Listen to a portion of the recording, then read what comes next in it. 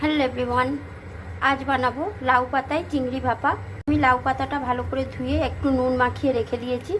আর এখানে দেখো একটু বড় সাইজের চিংড়ি নিয়েছি। চিংড়িটাও ধুয়ে পরিষ্কার করে রেখেছি। মশলার জন্য এখানে রয়েছে সর্ষে, পোস্ত, হলুদ, কাঁচা লঙ্কা আর রসুন। মশলাটা আগে বেটে নেব ভালো করে। মশলাটা বাটা হয়ে গেছে। চিংড়ির ওপর আমি এবার মশলাটা দিয়ে দিচ্ছি। খুব অল্প করে লবণ দিয়ে দিচ্ছি, লাউ পাতাতে লবণ দেওয়া আছে তাই জন্য। 1 চামচ মতন সর্ষের তেল দিয়ে দিলাম। পাতলা পাতলা করে দেখো পেঁয়াজ কেটে রেখেছি, সেটাও দিয়ে দিচ্ছি। এবার হাত দিয়ে ভালো করে মাখিয়ে নেব। 10 মিনিট মতন রেখে দেবো মাখিয়ে মশলাটা।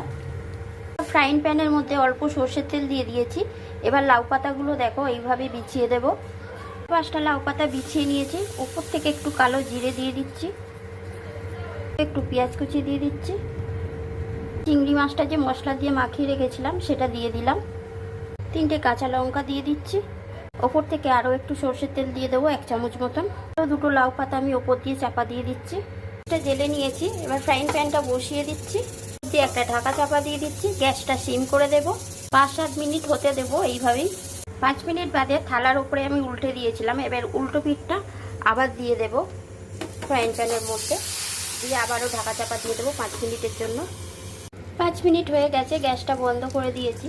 দেখো এই যে ঠান্ডা হয়ে গেলে তোমাদের দেখাচ্ছি কিরকম হয়েছে। এটা লাউ পাতায় চিংড়ি ভাপা দেখো একদম রেডি। দেখো একদম শুকনো শুকনোই হয়েছে। তোমাদের কেমন লাগলো লাউ পাতায় চিংড়ি ভাপা কমেন্ট করে অবশ্যই জানিও।